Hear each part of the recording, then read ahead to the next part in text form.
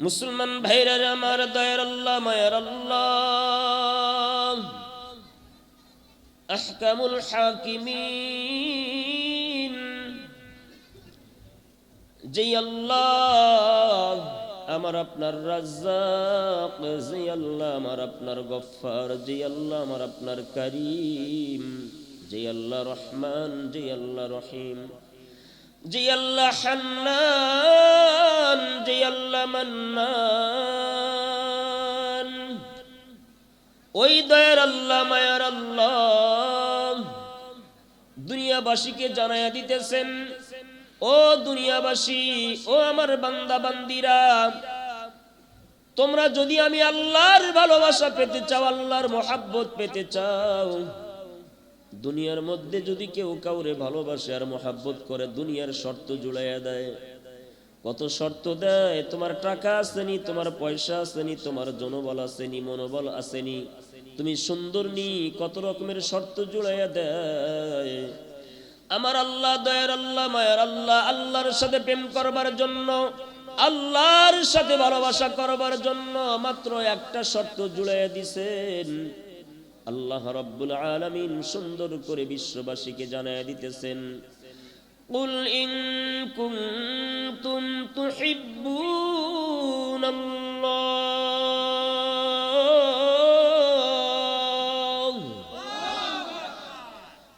ও দয়ার নবী, মায়ের নবী, আপনি বলে দেন, আপনি বলে দেন, ইন কুনতুম তুহিব্বুনাল্লাহ, যদি তোমরা আল্লাহর ভালোবাসা পেতে চাও, আল্লাহর সাথে প্রেম করতে চাও, আল্লাহর দয়া পেতে চাও, আল্লাহর মায়া পেতে চাও, আল্লাহর সাহায্য যদি পেতে চাও, এক কথায় আল্লাহর সাথে প্রেম যদি তুমি করতে চাও, আল্লাহর সাথে ভালোবাসা যদি তুমি করতে চাও, নবী আপনি বলে দেন, ফাত্তাবিউনি, ও আমার উম্মতেরা, সুতরাং তোমরা আমি রাসূলের অনুসরণ করো, আমি রাসূলকে মুহাব্বত করো, আমি রাসূলকে ভালোবাসো, আমি রাসূলের সুন্নতের অনুসরণ করো, আমি রাসূল যা বলি, আমি রাসূল যা বলি তোমরা তা শোনো। আমি আল্লাহর পক্ষ থেকে যা হা হিসেবে নিয়ে এসেছি তা তোমাদের কাছে হা হিসেবে পৌঁছায় দেব। আমি রাসূল আল্লাহর পক্ষ থেকে যা না হিসেবে নিয়ে এসেছি তা না হিসেবে তোমাদের কাছে পৌঁছায় দেব। আমার হাকে তোমরা হা হিসেবে মেনে নাও, আমার না কে তোমরা না হিসেবে মেনে নাও। মা আতাকুমুর রাসূলু ফাখুযুহু ওয়া মা নাহাকুম আনহু ফান্তাহু। রাসূল আল্লাহর পক্ষ থেকে যা হা সূচক নিয়ে এসেছেন তোমরা হা কে হা হিসেবে মেনে নাও, রাসূল আল্লাহর পক্ষ থেকে না হিসেবে যা নিয়ে এসেছেন তোমরা সেটাকে না হিসেবে মেনে নাও। আল্লাহ রাব্বুল আলামিন বলতেছেন, আমার বান্দা আপনার উম্মতদেরকে জানায়া দেন, নবীজি, আমি আল্লাহর ভালোবাসা যদি পেতে চাই, আমি আল্লাহর মুহাব্বত যদি পেতে চাই, আপনি রাসূলকে অনুসরণ করতে বলেন। আপনি রাসূলকে যদি অনুসরণ করে, অনুকরণ করে, আপনি রাসূলের হা কে হা হিসেবে মেনে নেয়, আপনি রাসূলের না কে না হিসেবে মেনে নেয়, আপনি রাসূলের সুন্নতের ইত্তেবা যদি করে, আপনি রাসূলের মুহাব্বত ভালোবাসায় যদি সে সিক্ত হতে পারে, আমি আল্লাহ ওয়াদা করলাম, ইউহিব্বুকুমুল্লাহ, ওই বান্দারা বলতে হবে না আল্লাহ আমি আপনাকে ভালোবাসি, বরং আমি আল্লাহ বলবো ইউহিব্বুকুমুল্লাহ, আমি ওই বান্দাকে বড় ভালোবাসি। আল্লাহ নিজেই বলতেছেন, ও বান্দা, তুমি যদি আমার রাসূলের অনুসরণ করো, অনুকরণ করো, রাসূলকে যদি মুহাব্বত করো, রাসূলকে যদি ভালোবাসো, তোমার বলতে হবে না আল্লাহ গো আমি তোমাকে ভালোবাসি, আল্লাহ গো আমি তোমাকে বড় পিয়ার করি, এই কথা তোমার মুখ দিয়ে বলা লাগবে না। আমি আল্লাহ আমার কুদরতি মুখ দিয়ে বলবো, ইউহিব্বুকুমুল্লাহ, আমি আল্লাহ তোমাদের ভালোবাসবো আর মুহাব্বত করব। ও বান্দা জানুনি, বান্দা জানুনি, আমি আল্লাহ যারে ভালোবাসি আর মুহাব্বত করি, ওই বান্দার মাথার চান্দি থেকে নিয়ে পায়ের তালু পর্যন্ত আমি আল্লাহ তাকায়া দেখি তার জীবনে কোনো গুনাহ আছে কিনা। যদি আমার বান্দার গুনাহ থাকে, আমি আল্লাহ আমার বান্দার সমস্ত গুনাহকে মাফ করে দিয়ে, সমস্ত গুনাহকে মাফ করে দিয়ে, আমি আল্লাহ দয়া দিয়া, মায়া দিয়া, আমি আল্লাহর কুদরতি হাত দিয়ে আমি আল্লাহর বুকের মধ্যে জড়ায় নেই। আল্লাহু গফুরুর রহিম।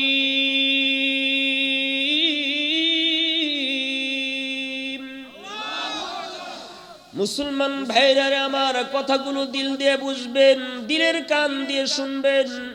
আজ আমার অনেক বড় একটা মহৎ একটা উদ্দেশ্য আছে, আলোচ্য বিষয়ের দিকে যাব। আল্লাহ রাব্বুল আলামিন বললেন, ও দুনিয়াবাসী, আমার রাসূলকে মহব্বত করো আর ভালোবাসো।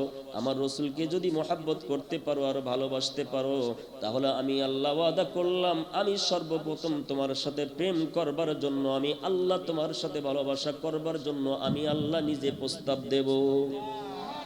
মুসলমান ভাইরা আমার, আল্লাহ রাব্বুল আলামিন তো এখানে এই কথা বললেন।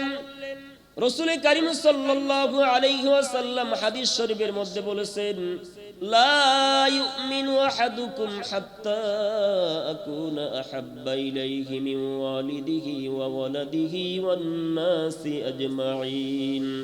তোমাদের মধ্যে কেউ পরিপূর্ণ ঈমানদার হতে পারবে না, মোকাম্মেল ঈমানদার হতে পারবে না, যে পর্যন্ত ওই ব্যক্তি নিজের জীবনের চাইতে, সন্তান সন্ততির চাইতে, মা বাবার চাইতে, সারা পৃথিবীর সকল মানুষের চাইতে আমি রাসূলকে বেশি মহব্বত না করবে, আমি রাসূলকে বেশি ভালো না বাসবে, সে পর্যন্ত কোনো মানুষ, কোনো ব্যক্তি আমার কোনো উম্মতে পরিপূর্ণ ঈমানদার হতে পারবে না। এটা কার কথা? রাসূলের কথা। এই কথাটা রাসূলের কথা।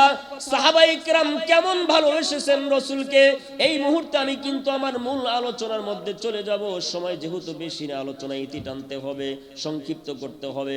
মুসলমান ভাইরা আমার, খেয়াল করেন সাহাবায়ে কেরাম রাসূল পাক সাল্লাল্লাহু আলাইহি ওয়াসাল্লামকে কেমন ভালোবেসেছেন, কেমন মহব্বত করেছেন। নিজের জানের মায়া করে নাই, সন্তানের মায়া করে নাই, মা বাবার মায়া করে নাই, সব কিছুর চাইতে আল্লাহর রাসূল সাল্লাল্লাহু আলাইহি ওয়াসাল্লামকে বেশি ভালোবেসেছেন, বেশি মহব্বত করেছেন। একটু জিকির করেন, লা ইলাহা ইল্লাল্লাহ, লা ইলাহা ইল্লাল্লাহ, লা ইলাহা ইল্লাল্লাহ। আমরা আগের থেকে সামনের দিকে আগায় বসি, পিছনের জায়গায় প্রায় ফেলাফের দিকে, প্রায় পূর্ণর দিকে। পরে যারা আসবে, অনেক ভাইরা আসতেছে, মহব্বতের সাথে আসতেছে, তাদের দিলের মধ্যে আল্লাহ মহব্বত ঢুকিয়ে দিয়েছে, এই জন্য জান্নাতের বাগানে তারা বসবে, তারা আসতেছে। এই জন্য আমরা আগের থেকেই সামনের দিকে আগায় বসি, যেন পরবর্তী ভাইদের কষ্ট না হয়। লা ইলাহা ইল্লাল্লাহ।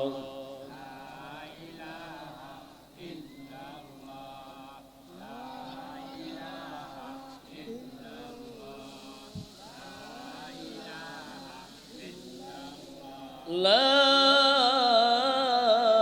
ইলাহা ইল্লাল্লাহু মুহাম্মাদুর রাসূলুল্লাহ সাল্লাল্লাহু আলাইহি ওয়াসাল্লাম। ভাই, কেউ কাল বিলম্ব করবেন না, সামনের জায়গাগুলো ফাঁকা রাখবেন না। এখানে শয়তানি এসে বসবাস শুরু করে দেবে, শয়তানি শুরু করে দেবে।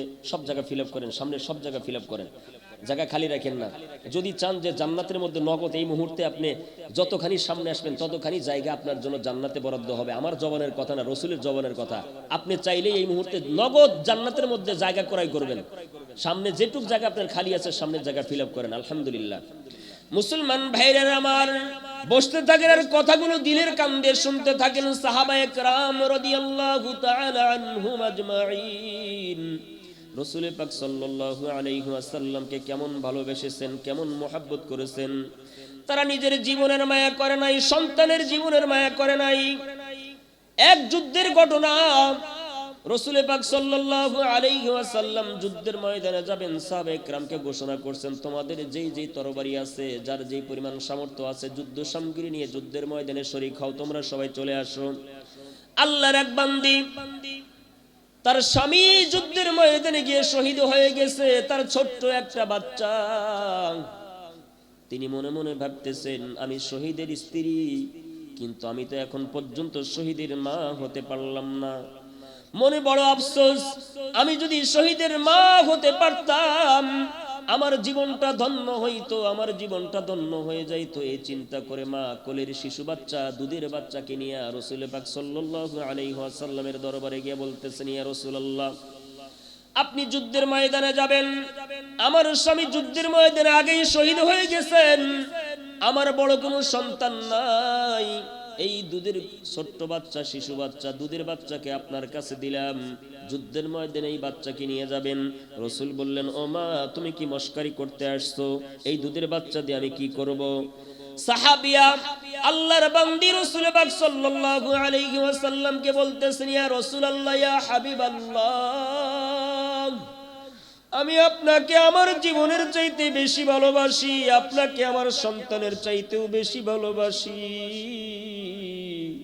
যুদ্ধের ময়দানে যখন আপনি থাকবেন, কাফের মুশরিকরা যখন আপনার দিকে তীর নিক্ষেপ করবে, ডান দিক থেকে, বাম দিক থেকে, সামনে থেকে, পিছনের দিক থেকে আপনাকে যখন তীর মারবে, তীরগুলো ঠেকানোর জন্য আমার সন্তানকে আপনি এইভাবে ধরবেন। সামনে থেকে তীর আসবে, আমার সন্তানকে সামনে এইভাবে ধরবেন, আমার সন্তানের বুকের মধ্যে তীর নিক্ষেপ হবে, তীর বিদ্ধ হবে, আপনি বেঁচে যাবেন। ডান দিক থেকে আপনাকে তীর মারবে, আমার সন্তানকে আপনি ডান দিকে ধরবেন, ডান দিকে ধরলে আমার সন্তানের বুকের মধ্যে, আমার সন্তানের মাথার মধ্যে, চোখের মধ্যে তীর বিদ্ধ হবে, কিন্তু আপনি রাসূল সেফ থাকবেন। আবার বাম দিক থেকে যখন আপনাকে তীর মারবে, আমার সন্তানকে এইভাবে ধরবেন, বাম দিক থেকে তীরগুলো আমার সন্তানের গায়ে বিদ্ধ হবে, শরীরে বিদ্ধ হবে, আপনি রাসূল সেফ থাকবেন। এটা আমার বড় তামান্না, আমার সন্তানকে নিয়ে আপনি যুদ্ধের ময়দানে যান। চিন্তা করে বলুন তো, মুহাব্বতের সাথে একটু জবান দিয়ে বলুন তো, এই সাহাবী আল্লাহর বান্দি আল্লাহর রাসূলকে কেমন ভালোবাসেন আর মুহাব্বত করেন? বলেন না, কেমন ভালোবাসেন? আপনাদের মনোযোগ আছে? মনোযোগ আছে?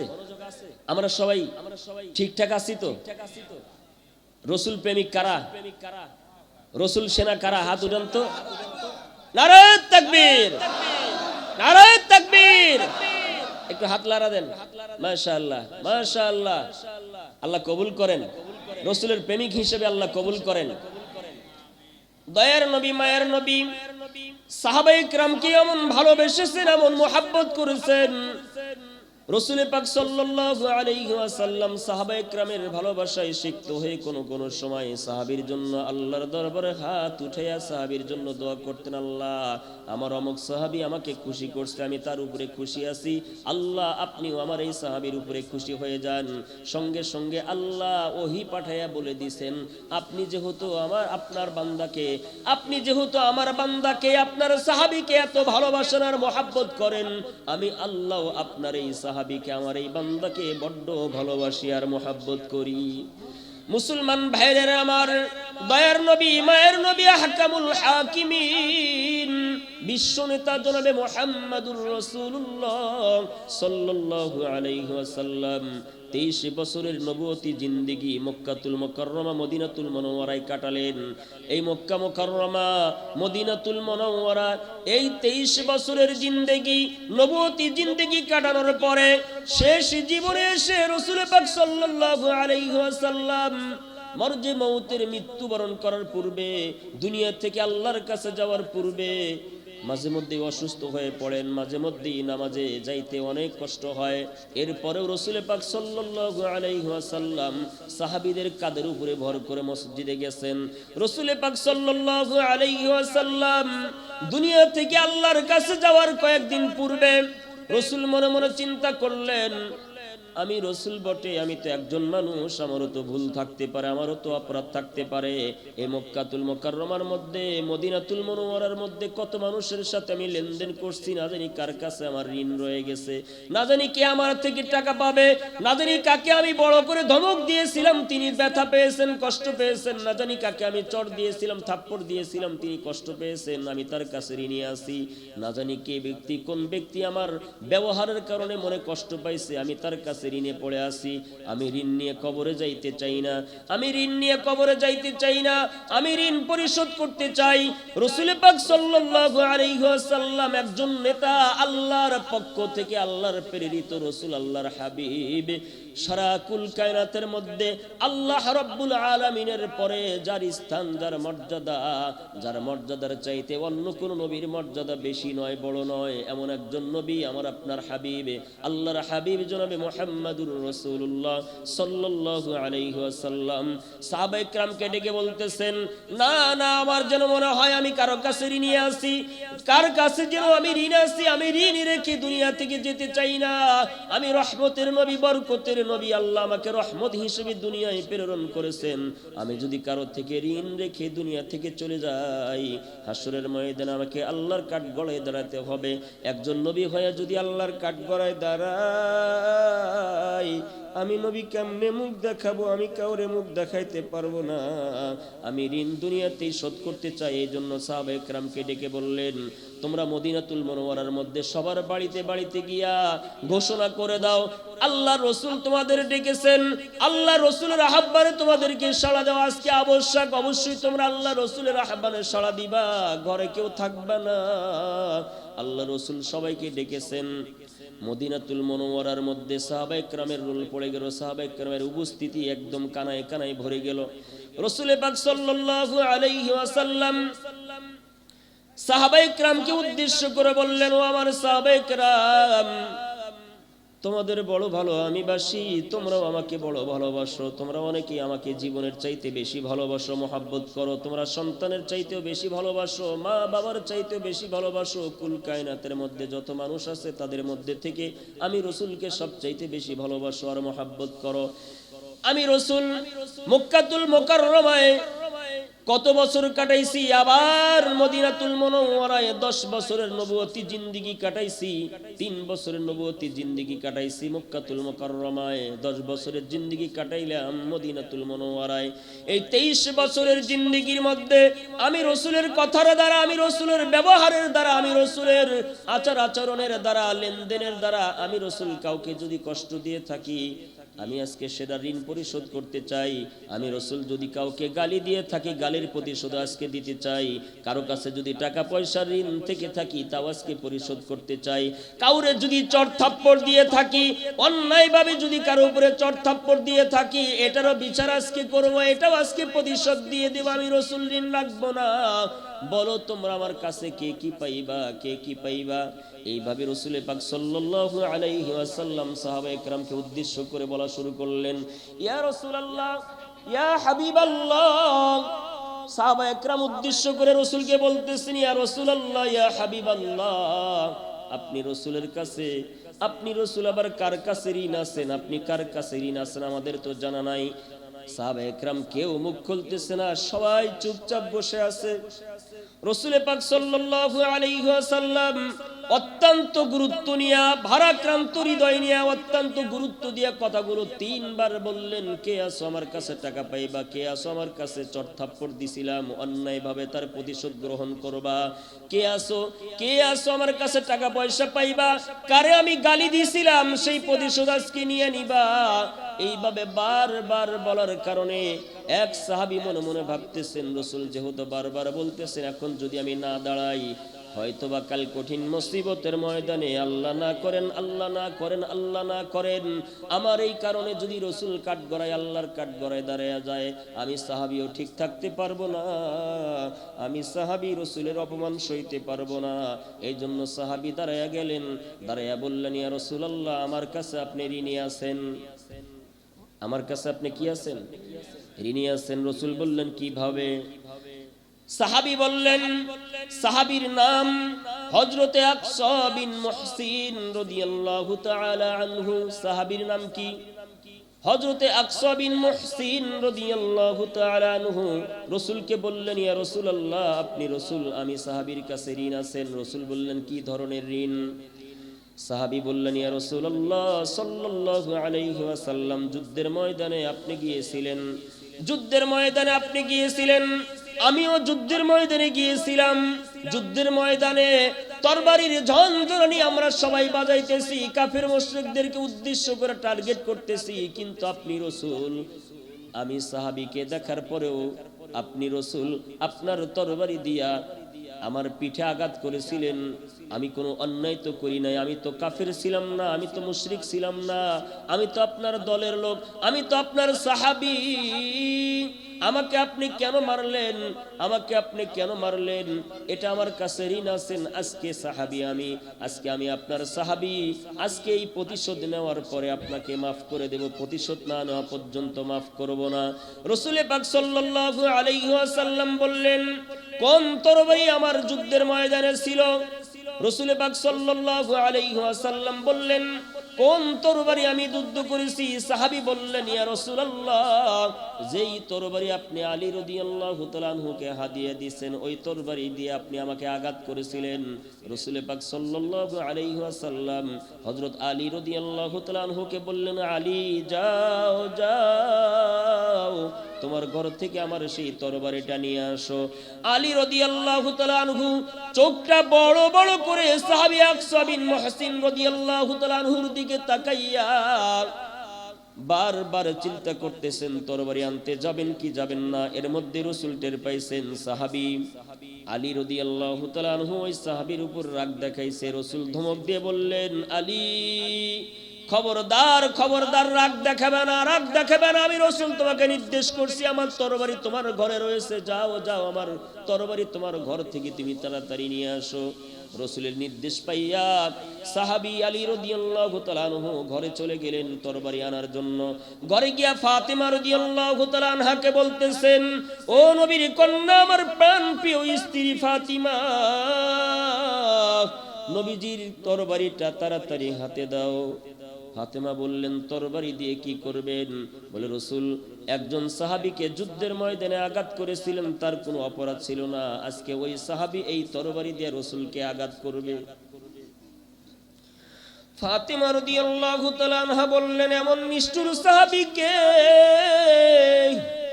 এমন নিষ্ঠুর সাহাবীকে, রাহমাতাল লিল আলামিন নবীকে তরবারির আঘাত করবে, এমন নিষ্ঠুর সাহাবী তো কখনো দেখি নাই, তার নাম শুনি নাই। ফাতেমা রাদিয়াল্লাহু তাআলা আনহা আলী রাদিয়াল্লাহু তাআলা আনহুর দুইটা হাত জোড় করে ধরে বললেন, প্রাণের স্বামী আমার, ওই সাহাবীর দুইটা হাত জোড় করে আপনি আবদার জানাবেন, নবীজির কন্যা, নবীজির কন্যা ফাতিমা আপনাকে অনুরোধ করেছে, আপনি নবীজিকে আঘাত করবেন না, আপনি মাফ করে দিবেন, আমার পক্ষ থেকে দাওয়াতটা পৌঁছায়া দিবেন, অনুরোধটা পৌঁছায়া দিবেন। আলী রাদিয়াল্লাহু তাআলা আনহু তরবারি লইয়া রাসূলের দিকে যাইতেছেন, মদিনাতুল মুনাওয়ারায় ওই বৈঠকের মধ্যে যাইতেছেন। এই দিক থেকে ফাতেমা রাদিয়াল্লাহু তাআলা আনহা হাসান আর হুসাইন রাদিয়াল্লাহু তাআলা আনহুমা দুইজনকে ডাক দিয়ে বলতেছেন, ও আমার সন্তানেরা, তোরা একটু কাছে আয়, তোরা একটু কাছে আয়, আমার অনুরোধটা শোন। ওই সাহাবী যদি আমার অনুরোধ না রাখে, তারপরও যদি আমার আব্বাজানকে বিশ্ব নবীকে মারতে চায়, মারার প্রতিশোধ নিতে চায়, যে কয়টা তরবারের আঘাত করবে, তোরা দুই ভাই পিঠ আগায়া দিবি, তোরা দুই ভাই পিঠ আগায়া দিবি, আমার আব্বার শরীরে যেন একটা আঘাত না লাগে, একটা আঘাত যেন না লাগে। ফাতেমা রাদিয়াল্লাহু তাআলা আনহার কথা শুনে দুই সন্তান হাসান হুসাইন রাদিয়াল্লাহু তাআলা আনহুমা দুইজন দৌড়ালেন মসজিদে নববীতে, একদম সামনে গিয়ে রাসূলের কাছে দাঁড়ালেন। কথা বিনিময় শুরু হয়ে গেল।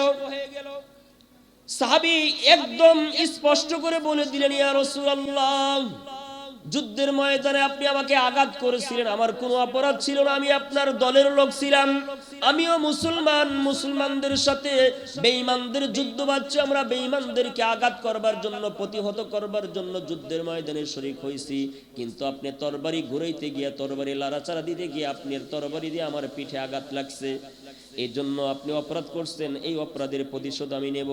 ও ভাই, এই সাহাবীর মনের ভিতরে, সাহাবীর অন্তরের মধ্যে কি কথা লুকায়িত আছে, কোন কারণে এই সাহাবী এই ইতিহাসগুলো রচনা করতেছেন, খুব গভীর মনোযোগ দিয়ে শুনবেন। আলোচনা যদি ইচ্ছা হয়, গভীর মনোযোগ দিয়ে যদি না শোনেন, শেষ পর্যন্ত বুঝবেন না, মনে হয় যেন সাহাবী ভুল করতেছেন। না না, সাহাবী ভুল করবেন না, এর মধ্যে অবশ্যই কোনো রহস্য আছে। এই জন্য মনোযোগ দিয়ে আলোচনাটা শোনার জন্য চেষ্টা করেন। একটু জিকির করেন, লা ইলাহা ইল্লাল্লাহ, লা ইলাহা ইল্লাল্লাহ।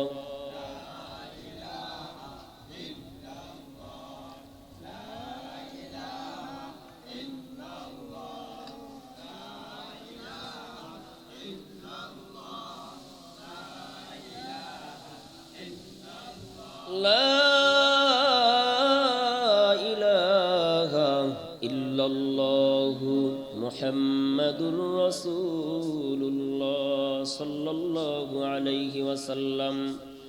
এবার রাসূল পাক সাল্লাল্লাহু আলাইহি ওয়াসাল্লাম বললেন, ও আকসা বিন মুহসিন রাদিয়াল্লাহু তাআলা আনহু, ও ভাই তুমি আমার বন্ধু, আমি তোমার উপরে অত্যাচার করেছি, জুলুম করেছি, তুমি আজকে প্রতিশোধ নাও। এই যে তরবারি তোমার হাতে দিলাম।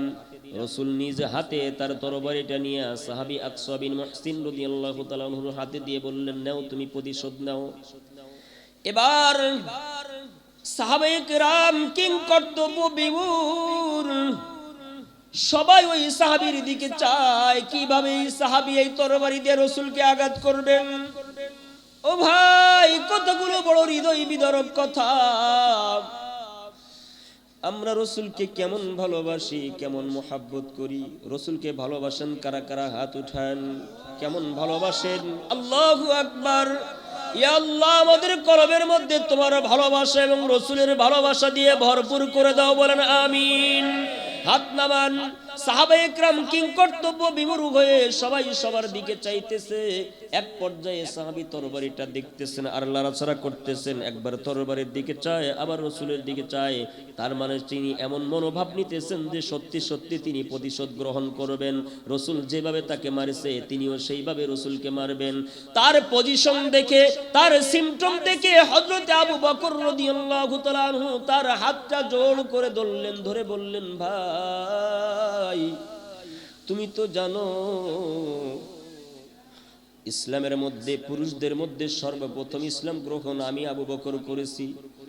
আমি আমার জীবনের সমুদায় সম্পদগুলো রাসূলের কদম মোবারকে রেখে দিয়েছি।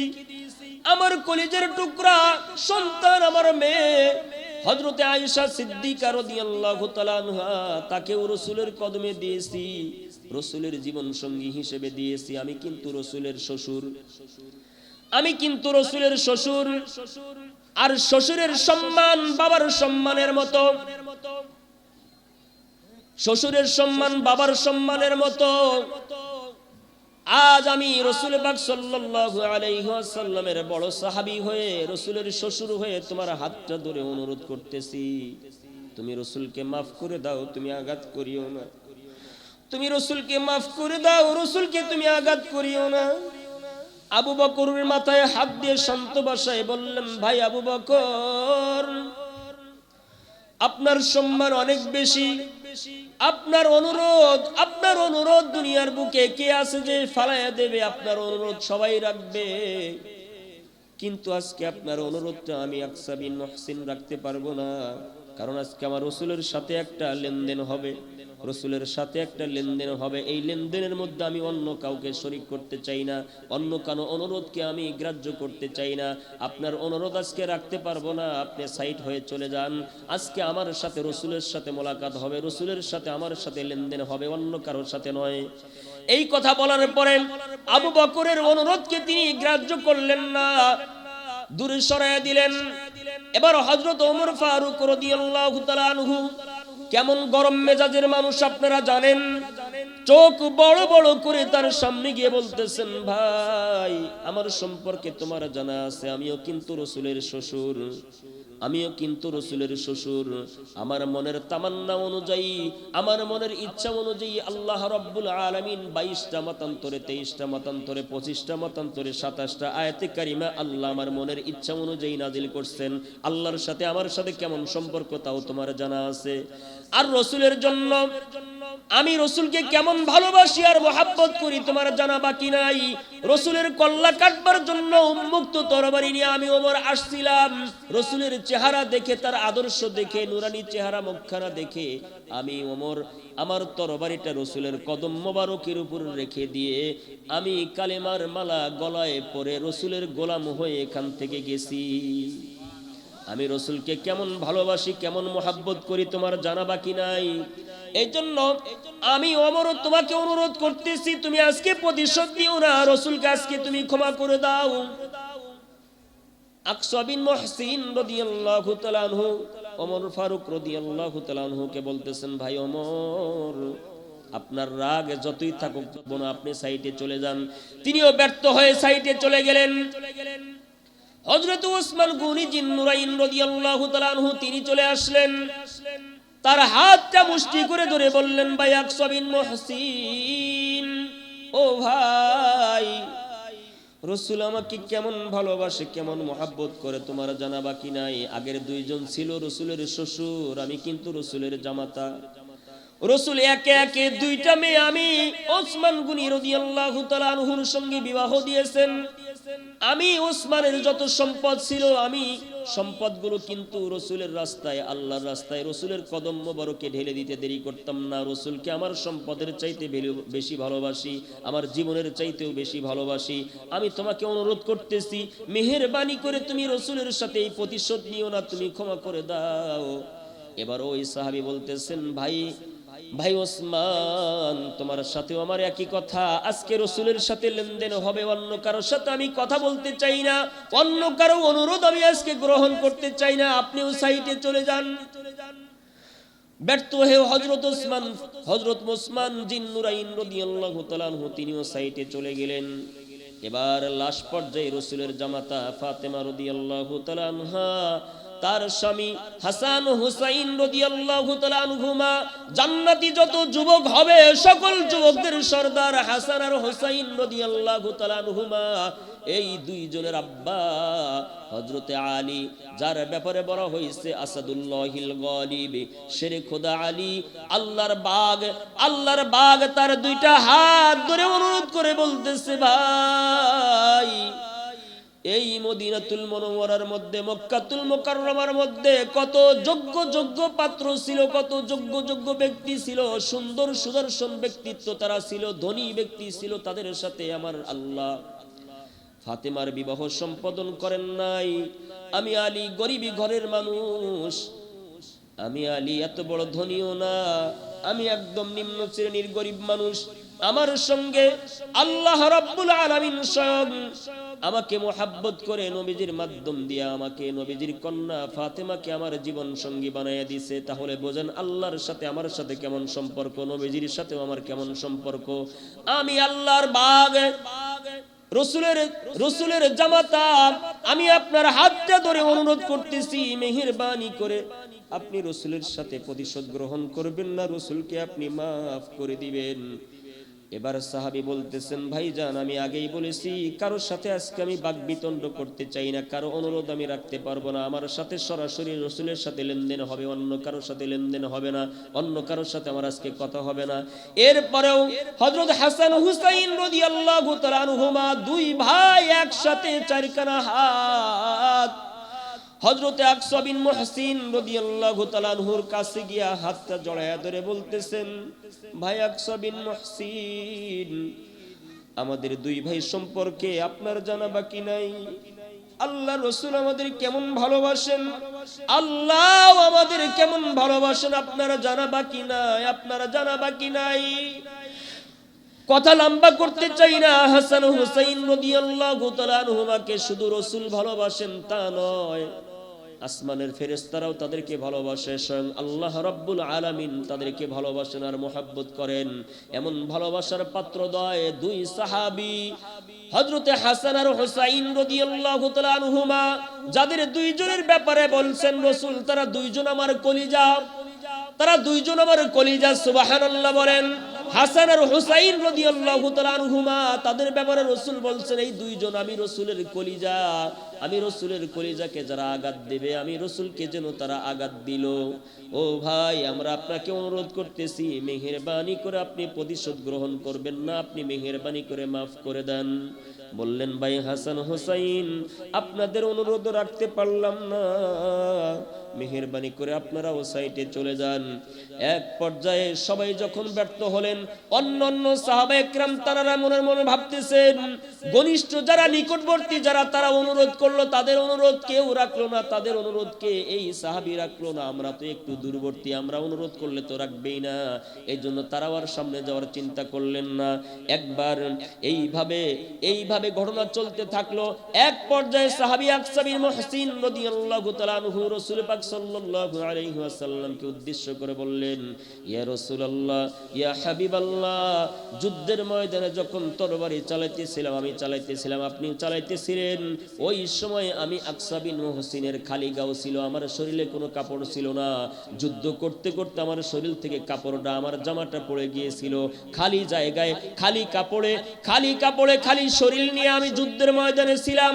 আমার খালি পিঠে আপনার তরবারি দিয়ে আঘাত করছেন, আজকেও আপনার জামাটা খুলতে হবে। আপনার জামার উপর আমি আঘাত করতে পারবো না, আপনার জামাটা খুলতে হবে। জামা খোলার পরে আমি আপনার শরীরের উপরে আঘাত করব, এই জন্য আপনি জামাটা খোলেন। ও ভাই, একটু চিন্তা করে দেখুন তো, সাহাবী, সকল সাহাবী রাসূল পাক সাল্লাল্লাহু আলাইহি ওয়াসাল্লামকে দিল থেকে মহব্বত করেছেন, ভালোবেসেছেন, নিজের জীবনের চাইতেও বেশি ভালোবেসেছেন আর মহব্বত করেছেন। আমরা রাসূলকে ভালোবাসি কি বাসি না? আমাদেরও ভালোবাসা দরকার, মহব্বত করা দরকার। যাকে আমি ভালোবাসি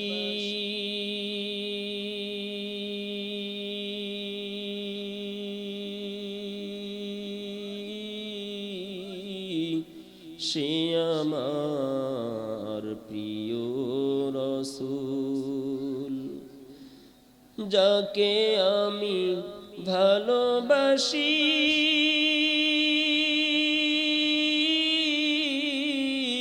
সে আমার প্রিয় রাসূল। মনের মাঝে ফুটে আছে, মনের মাঝে ফুটে আছে মালাগাতা ফুল। যাকে আমি ভালোবাসি সে আমার প্রিয় রাসূল। এবার আমি এক কলি গাবো, আপনারা পরের কলি গাইবেন। যাকে আমি ভালোবাসি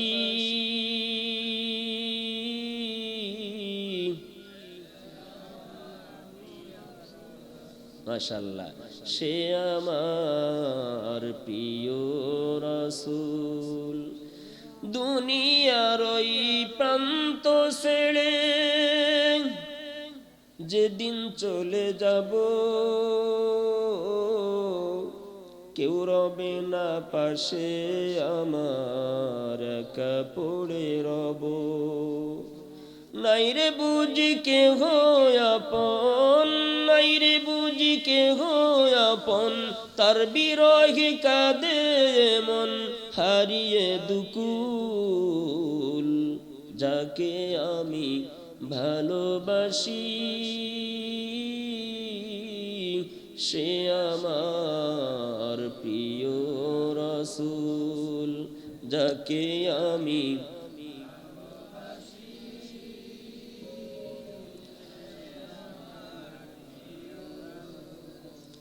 কলিটা মনে থাকবে, মাঝে মাঝে হাঁটতে চলতে মনের আবেগে রসুলের ভালোবাসায় গাইতে পারবেন না?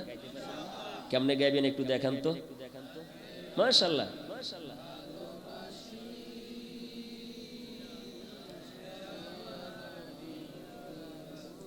হ্যাঁ। যাকে আমি ভালোবাসি সে আমার প্রিয় রাসূল। মনের মাঝে ফুটে আছে, মনের মাঝে ফুটে আছে মালাগাথা ফুল। যাকে আমি ভালোবাসি সে আমার। মুসলমান ভাইরা আমার কথা বলতেছিলাম, সাহাবী বললেন, ও মুসলমান ভাইরা আমার, সাহাবী বলতেছেন, ইয়া রাসূলুল্লাহ, ইয়া হাবিবাল্লাহ, যুদ্ধের ময়দানে আমার শরীরে জামা ছিল না, আজকে আমি প্রতিশোধ গ্রহণ করব, মেহেরবানি করে আপনার জামাটা খুলে দেন। এবার সাহাবায়ে কেরাম আরো আশ্চর্যান্বিত হয়ে গেলেন, ব্যাপারটা কি, বেটা কেমন আঘাত করবে, কত জোরে না জানি আঘাত করবে, যে কাপড় থাকলে জামা থাকলে তার আঘাতটা পরিপূর্ণ লাগবে না, এই জন্য জামাটা পর্যন্ত খুলতে বলতেছে। সাহাবী এই কথা বলার সঙ্গে সঙ্গে রাসূল জামাটা খুলে পিঠটা আগায় দিয়েছেন। যখনই জামাটা খুলে পিঠটা রাসূল আগায় দিয়েছেন, সাহাবী আর দেরি করেন নাই, আর দেরি করেন নাই, তরবারিটা ধবস করে ফেলে দিয়ে লাফ দিয়ে গিয়ে রসুলের কদম, রসুলের গর্দান মোবারকে মোহরে নবুয়ত, এই মোহরে নবুয়তকে চুম্বন করেছে। বলেন সুবহানাল্লাহ। ও মুসলমান ভাই, যখনই মোহরে নবুয়তকে চুম্বন করেছে, সকল সাহাবায়ে কেরামের অন্তরের মধ্যে, চোখের মধ্যে, মুখের মধ্যে, সারা শরীরের মধ্যে আনন্দের জোয়ার বয়ে যাইতেছে। এই সাহাবীর এই নাটকটা, এই অবস্থাটা কেমন করে করলো? এই সাহাবীর মনের আবেগটা সে কিভাবে করলো?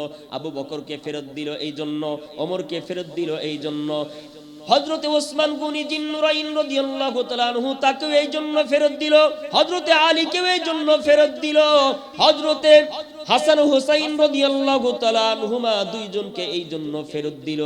ফেরত দেওয়ার কারণে তিনি বুঝতে পারলেন তার উদ্দেশ্য এটাই ছিল, তার উদ্দেশ্য এটাই ছিল।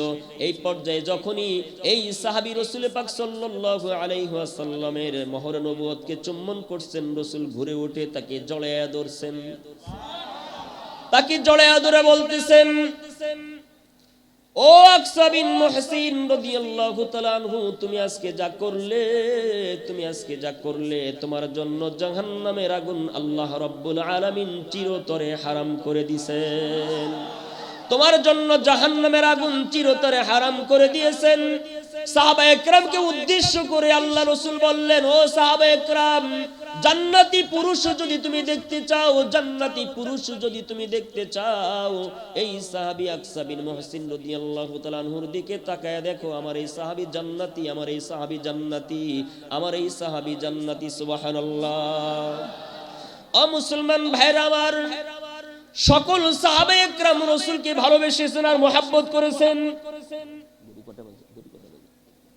একটু জিকির করি, লা ইলাহা ইল্লাল্লাহ। জিকিরের সাথে কয় মিনিট আছে? দেরি আছে? একটা 20, আচ্ছা 45 শেষ করে।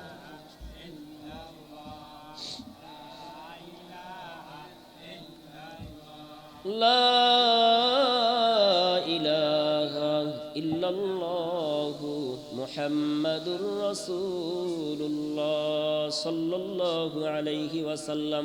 বলেন্ডের ভাইরা যারা পিছনে আছেন, পিছনে কি আর জায়গা আছে? আপনারা পেলে দেওয়ার ব্যবস্থা করেন, হ্যাঁ, বিছানাপত্র পেলে দেওয়ার ব্যবস্থা করেন। আলহামদুলিল্লাহ বলেন। মাহফিলটা এখন অনেক সুন্দর পরিবেশ লাগতেছে না? দেখেন কানায় কানায় ভর্তি, ওই শেষ পর্যন্ত যতদূর পর্যন্ত সীমানা করছে এরা ফিল আপ হয়ে গেছে। নারায়ে তাকবীর। আল্লাহ আমাদের কবুল করেন, আজকের মাহফিলকে কবুল করেন, মাহফিলের যারা আয়োজক সবাইকে কবুল করেন।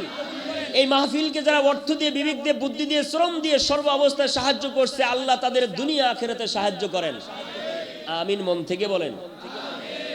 এবার আমি আলোচনা একদমই টানছি। এখন এখান থেকে কিছু নতিজা, এখান থেকে কিছু শিক্ষা গ্রহণ আমাদের দরকার আছে না নাই? এতক্ষণ একটু নরম নরম কথা বলছি, এখান থেকে একটু বাহির হয়ে এসে আমার একটু গরম গরম কথা বলতে হবে। শুনতে রাজি আছেননি? রাজি আছেন সবাই? কারা কারা রাজি নাই দেখছেন? হ্যাঁ, সজাগ। কারা কারা রাজি নাই? এবার ক্লিয়ার? আপন মনে রিল্যাক্সে কথাগুলো শোনেন। দেখেন, রাসূল পাক সাল্লাল্লাহু আলাইহি ওয়াসাল্লাম একজন বিশ্ব নবী, রহমতের নবী, বরকতের নবী, যার উসিলায় আল্লাহ কুল কায়নাতের সবকিছুকে সাজালেন, যার উসিলায় আমি আপনি দুনিয়াতে আসলাম। সেই রাসূলও দুনিয়ার বুকে কারো কাছে ঋণ রেখে দুনিয়া থেকে যাইতে চাইতেছেন না। সেই রাসূলও দুনিয়ার বুকে বিন্দু পরিমাণ ঋণ রেখে কবরে যাইতে রাজি নাই, কবরে যাইতে রাজি নাই। অথচ রাসূলের এই ঘটনা থেকে, সাহাবীর এই ঘটনা থেকে আপনি আমি আমার জীবনের দিকে একটু চাই। আমি অন্য কারো দিকে চাইতে বলতেছি না, অমুক কি করছে তমুক কি করছে সেটা বিষয় না। আপনি আমি যেন আমি আমার আপনার জীবনের দিকে চাই, যে আমি আপনি জীবনে কত মানুষের মাল খরচ করছি, কত মানুষের মাল না বলে, না কয়া, চুরি করে, ডাকাতি করে, অন্যায় ভাবে, চাঁদাবাজি করে, বিভিন্ন ভাবে মানুষের মাল আমি আপনি আত্মসাৎ করছি। আমার আপনার বিচার কেমনে হবে? আমার আপনার অবস্থা কেমন হবে? রহমতের নবী, বরকতের নবী হওয়ার পরেও হাসরের ময়দানে আল্লাহর কাঠগড়ায় দাঁড়ানোকে ভয় করে, আল্লাহর কাঠগড়ায় দাঁড়ানোকে তিনি অপমানিত মনে করে তিনি দুনিয়া থেকে ক্লিয়ার হয়ে গেলেন। অথচ আমার আপনার সমাজের কত নেতা আছে, কত শিল্পপতি আছে, কত ব্যক্তি আছে অন্যায় অপরাধে জর্জরিত, মানুষের কাছে ঋণে জর্জরিত, মানুষের উপর অত্যাচার করতে করতে করতে করতে মানুষ অতিষ্ঠ হয়ে গেছে তার উপরে। মানুষ অনেক সময় এর অত্যাচার থেকে বাঁচার জন্য এই ব্যক্তির মৃত্যু পর্যন্ত কামনা করে। কথা বলেন ঠিক কিনা? শুনে আশ্চর্যান্বিত হবেন। এই এলাকার মধ্যে একজন হিন্দু বেটা বসবাস করে, নাম বলবো না, আপনাদের এই এলাকার মধ্যে একজন হিন্দু বেটা বসবাস করে। এই এলাকার মধ্যে একজন নেতা ছিলেন, আপনাদের অত্যন্ত সুপরিচিত, অত্যন্ত সুপরিচিত, নাম বলা মাত্র একযোগে সবাই চিনে ফেলবেন। এই ব্যক্তি এই হিন্দু বেটার সাথে লেনদেন করত। এই ব্যক্তি হিন্দু বেটার সাথে কি করত? লেনদেন করত। কিন্তু লেনদেন করতে করতে করতে করতে এই হিন্দু বেটা যেই পরিমাণ মাল এই নেতাকে দেয়, এই নেতা বেটা এই হিন্দু বেটাকে যেই পরিমাণ পারিশ্রমিক দেয়, তাতে উনি আমাকে বলতেছেন, হুজুর প্রত্যেক মাসে আমার 15 থেকে 20,000 টাকা লস হয়। কি? প্রত্যেক মাসে 15 থেকে 20,000 টাকা লস হয়। কিন্তু আমি নিরুপায়, আমি মাজলুম, আমি কোনো প্রতিশোধ গ্রহণ করতে পারি না, আমি জোর গলায় কোনো কথাও বলতে পারি না, তার কাছে কোনো আবদারও করতে পারি না। যদি অনুনয় বিনয় করে কোনো কিছু বলি যে নেতা আমি তো কষ্টে আছি, আমারে কিছু বাড়াইয়া দেন না, তিনি আমাকে বলতে থাকে, এবার আর কত দেব, আর কত দেব, কত লাগে তোর, তোর কত লাগে, এরকম ধমক দিয়ে তাকে থামায় রাখে। আফসোস করে ওই হিন্দু বেটা বলতেছে, হুজুর ও যদি মৃত্যুবরণ করত, ওর লাশটা দেখে এসে আমি 5,000 টাকা আমি আল্লাহর রাস্তায় দান করতাম। কে বলতেছে? হিন্দু বেটা। কোন বেটা? হিন্দু বেটা। জালেমদের অত্যাচার থেকে বাঁচার জন্য, জুলুম থেকে বাঁচার জন্য তিনি এই মান্যত করতেছেন। জালেমের কথা প্রসঙ্গে আমি বলতেছিলাম যে জুমার নামাজ আমি দুইটা কথা বলছি, ওই কথা প্রসঙ্গে কোন জায়গায় কি করি সেটা আসছে। তো দেখেন, আমি বলছি আমার কথা না, শাহ আতাউল্লাহ বুখারী রাহমাতুল্লাহ আলাইহি তিনি বলছেন দুইটা জিনিস কখনো একত্রিত হয় না। দুইটা জিনিস কখনো কি হয় না? একত্রিত হয় না। এক নাম্বার, যেই ব্যক্তি দান করে, ভালো করে বুঝবেন, সবাই অন্তর দিয়ে কথাগুলো বুঝবেন, যেই ব্যক্তি দান করে, কি করে? দান করে। এই যে আজকে মাহফিলের আয়োজন করছে, দিনই কথাবার্তাগুলো শুনতেছি, প্যান্ডেলগুলো সাজাইছে, এটার আয়োজন করতে বক্তাদের মেহমানদারি, তারপরে বিভিন্ন জনকল্যাণমূলক মেহমানদারির জন্য খরচাপাতি আছে না নাই? এই খরচাপাতিতে যারা অংশগ্রহণ করছে, যারা দান করছে, সবাই সফলতা অর্জন করছে, তারাও এই সফলতার মধ্যে ঢুকে গেছে। কি সফলতা? যে ব্যক্তি দান করবে, দানকারী ব্যক্তি জিন্দেগিতে কোনোদিন গরিব হবে না। সে আল্লাহর রাস্তায় দান করবে আর সে গরিব হবে, এটা হতে পারে না। এটা কি হতে পারে না। দানবীর ব্যক্তি কখনো গরিব হয় না। এমনকি তিনি বলেন তার ভবিষ্যৎ প্রজন্ম, তার সন্তান, তার নাতিপুতি, তার অদূর ভবিষ্যতের আরো দূর পর্যন্ত তারাও কি হবে না? ফকির হবে না। তারাও মানুষের কাছে টাকার জন্য হাত পাতবে না। তার দানের কারণে তার অদূর ভবিষ্যতের সন্তানাদিগুলো, তার বংশীয় সন্তানাদিগুলো ধনীতে ধনাঢ্য হবে। তারা গরিব থাকবে না। তারা কি থাকবে না? গরিব থাকবে না। তাহলে দান যারা করে তারা কখনো কি হয় না? গরিব হয় না। এই জন্যই তো সাহাবায়ে কেরাম মন খুলে প্রাণ খুলে দান করছেন। কারণ 1 টাকা দান করলে 10 টাকা তারা দুনিয়ার বুকে নগদ পাইছেন। 1 টাকা দান করলে বিনিময়ে দুনিয়ার বুকে 10 টাকা নগদে তারা পাইছেন। এই বিশ্বাস তাদের অন্তরের মধ্যে ছিল। আর আখিরাতে যেটা আল্লাহ দিবেন ওটা তো বেগয়রি হিসাব। তাদের মনের তামান্না অনুযায়ী আল্লাহ তাআলা তাদের যাজায়ে খয়র দান করবেন আখিরাতে। কিন্তু নগদে 1 টাকার বিনিময়ে 10 টাকা তারা বিশ্বাস করছেন, নগদে তারা পাইছেন। নগদে তারা কি পাইছেন? এই জন্য তারা মন খুলে দান করতেন। তারা দান করতে কখনো কার্পণ্য করেন নাই। কোন সাহাবী দান করতে কখনো কার্পণ্য করেন নাই। আমরা আমাদের জীবনে দান করার ইচ্ছা, দান করার স্বাধীনতা, দান করার এই গুণটা আমরা অর্জন করতে পারবো ইনশাআল্লাহ? নিয়ত আছে ইনশাআল্লাহ?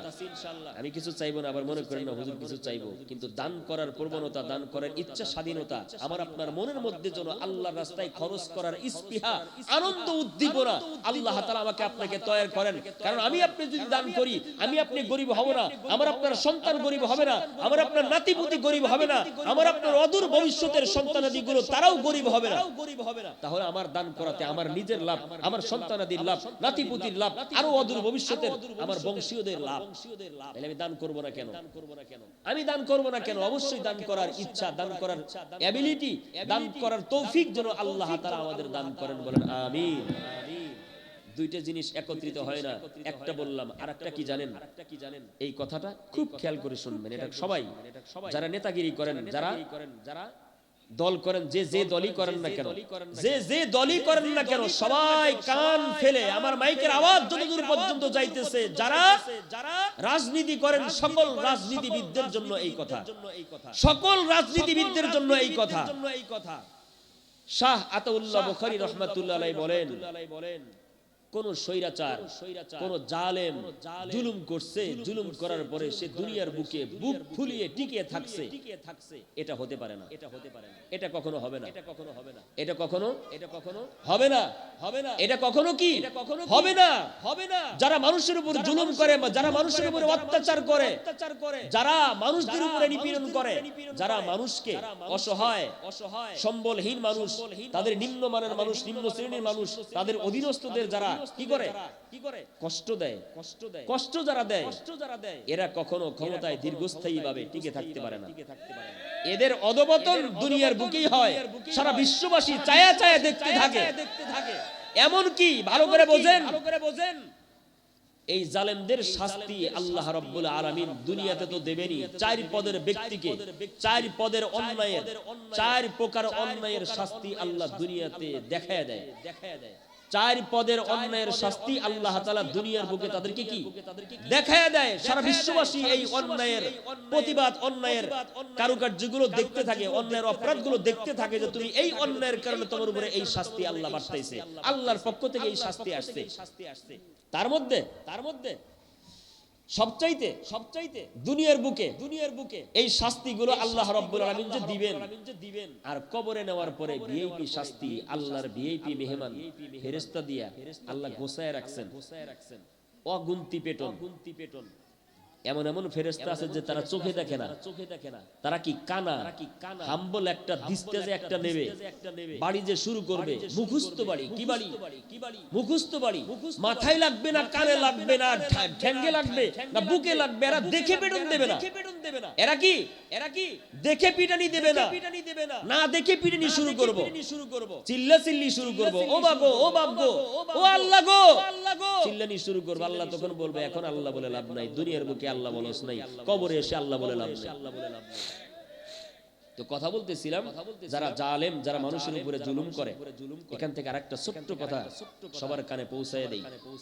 কোন সময় যদি কোনো ব্যক্তি কোনো ব্যক্তির উপরে জুলুম করে, কোনো ব্যক্তি, কোনো নেতা বা কোনো শিল্পপতি, কোনো ক্ষমতাধর ব্যক্তি কোনো ব্যক্তির উপরে যদি জুলুম করে, সে যদি কোনো জায়গায় বিচার না পায়, ভালো করে বুঝবেন, সে যদি দুনিয়ার বুকে কোনো জায়গায় কি না পায়, বিচার না পায়, এবং বিচার দিলেও সেই বিচার যে কোনো ভাবে ডাইন বাম দিয়া ঘোষ খায়া যায়, এটা কি খায়া যায়, একদম ক্লিয়ার হয়ে যায়।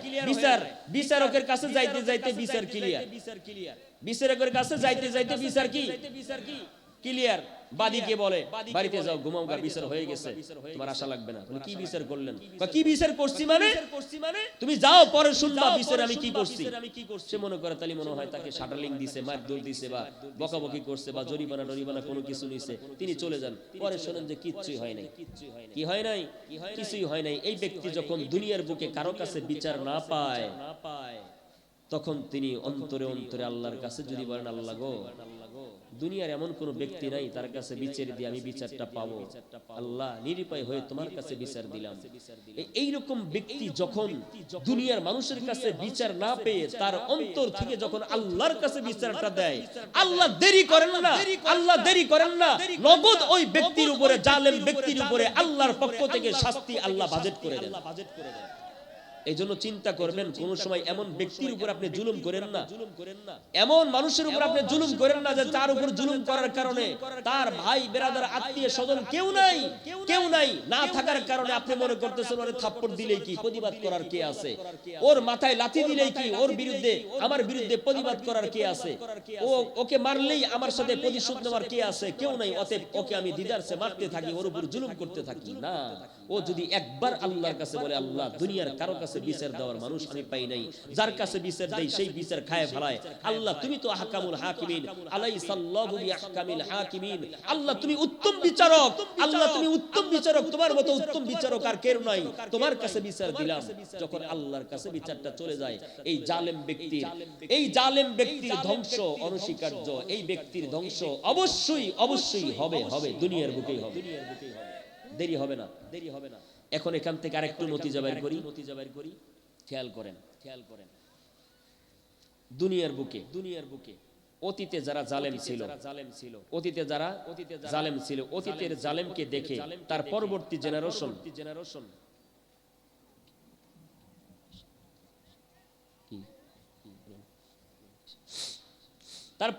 জেনারেশন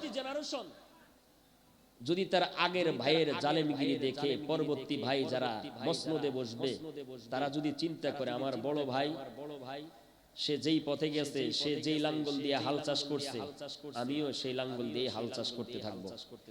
কথাগুলো ভালো করে বুঝবেন। আপনার খারাপ লাগতেছে? আগে যা দেওয়ার দিছি, এখন কিছু সার দিতেছি, সারগুলো নেওয়া দরকার আছে না? শেষ করে দেব না, সময় বেশি নেই, অল্প আর কয়েক মিনিট আছে। এসে পড়বে প্রধান মেহমান, এসে পড়বেন কিছুক্ষণের মধ্যেই। তো কি কথা বলতেছিলাম? ওই আগের ভাই যে জালেমগিরি করে গেছে, যে অন্যায় অবিচার করে গেছে, অত্যাচার মানুষের উপরে করে গেছে, পরের ভাই যখন চেয়ারে বসে, সে যদি চিন্তা করে আমার বড় ভাই যে লাঙ্গল দিয়ে চাষ করছে, আমিও সেই লাঙ্গল দিয়ে চাষ করতে চাই, তাহলে ওই বড় ভাইকে জনগণ যেভাবে গণদোলাই দিয়া জনগণ এবং জনসচেতন ব্যক্তিরা যেইভাবে তাড়াইছে, এই ছোট ভাইকেও ওই লাঙ্গল দিয়া চাষ করার কারণে আরো কঠিন হামাগুড়ি দিয়া, কঠিন হাতুড়ি দিয়া এদেরকেও বিদায় করবে কি করবে না? বলেন আগের জালেমকে দেখে যদি পরের জালেম শিক্ষা গ্রহণ না করে, তাহলে পরবর্তী জালেমের জন্য আল্লাহ রাব্বুল আলামিন আরো কঠিন শাস্তির ব্যবস্থা করবে। এই জন্য যে যখনই চেয়ারে বসবেন, আপনি মনে মনে ভাববেন না আমি এখন চেয়ারে, আমি এখন গিয়ারে, এই কথা কোন নেতা যেন ভাবেন না। আপনি যখন বলবেন আমি এখন চেয়ারে, আমি এখন গিয়ারে, এই কথা বলতে দেরি হবে, আপনার পিছন থেকে চেয়ারটা টান দিয়ে সরিয়ে নিতে দেরি হবে না। আল্লাহ রাব্বুল আলামিন আমার আপনার জন্য তার চির সুখের নিকটতম জায়গা জান্নাতুল ফেরদাউস, জান্নাত আল্লাহ রাব্বুল আলামিন আমার আপনার জন্য বরাদ্দ করেছেন। ওই জান্নাতের মেহমানদারি আল্লাহ রাব্বুল আলামিন তার কুদরতি হাত দিয়ে আমাকে আপনাকে করাবেন। ও মুসলমান ভাই, সামনে রমজানুল মুবারক মাস আসতেছেন। আজকের রাত্রি কিন্তু শাবানের রাত্রি চলতেছে, আজকের রাত্রি কিন্তু শাবান মাসের প্রথম রজনী চলতেছে। এই শাবান মাসের পরে রমজানুল মুবারক মাস।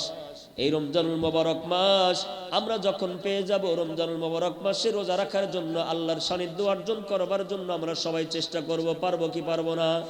রমজানুল মুবারক মাসে যথাসাধ্য নিজের জীবনের একটা রুটিন করে নেব যে আমি রমজান মাসটা এই অনুযায়ী আল্লাহর গোলামি করতে চাই। আল্লাহ রাব্বুল আলামিন আমাকে আপনাকে তৌফিক দান করেন। আর আল্লাহর কাছে সব সময় দোয়া করবেন, আল্লাহ দুনিয়ার বুকে কত গুনাহ করছি শেষ নাই। আমি যতই গুনাহ করি না কেন, তোমার দয়া তোমার রহমতের চাইতে বেশি করতে পারি নাই। আমার গুনাহগুলো তোমার রহমত দ্বারা, তোমার দয়া মায়া দ্বারা ঢেকে নাও। আমার গুনাহগুলো তোমার রহমতের উসিলায়, তোমার ক্ষমার উসিলায় মাফ করে দাও। আয় আল্লাহ, হাসরের ময়দানে পাপিষ্ঠ বলে ডাক দিও না। আয় আল্লাহ, তুমি ছাড়া তো আমার কোনো মাবুদ নাই, তুমি ছাড়া আমার কোনো ইলাহ নাই, তুমি আমার একমাত্র আল্লাহ। মৌতের সময় তুমি আমার আল্লাহ, কবরেও তুমি আমার আল্লাহ। হাসরেও তুমি আমার আল্লাহ, পুলসিরাতেও তুমি আমার আল্লাহ, জান্নাতেও তুমি আমার আল্লাহ। আল্লাহ দুনিয়াতে পাঠাইছো তোমার গোলামির জন্য, দুনিয়াতেও যেন আমি তোমাকে আল্লাহ হিসেবে, রব হিসেবে মেনে তোমার গোলামি করতে পারি, তৌফিক দাও আল্লাহ। মৌতের সময় যখন আমাদের কালিমা, মৌতের সময় যখন এসে যাবে আল্লাহ, আমাদের ঈমানি মউত দান করিও, বলেন আমিন। আয় আল্লাহ বেঈমানি মউত দিও না আল্লাহ, বেইজ্জতের মউত দিও না। ঈমানের সাথে হাসতে হাসতে কালিমার টিকিট দিয়ে কবরে নিও আল্লাহ। জবান থেকে যখনই তুমি জানটা বের করে নিবা, ওই সময় মধুর কালিমা জবানে জারি করে দিও, লা ইলাহা ইল্লাল্লাহ, লা ইলাহা ইল্লাল্লাহ, লা ইলাহা ইল্লাল্লাহ, লা ইলাহা ইল্লাল্লাহ, লা ইলাহা ইল্লাল্লাহ।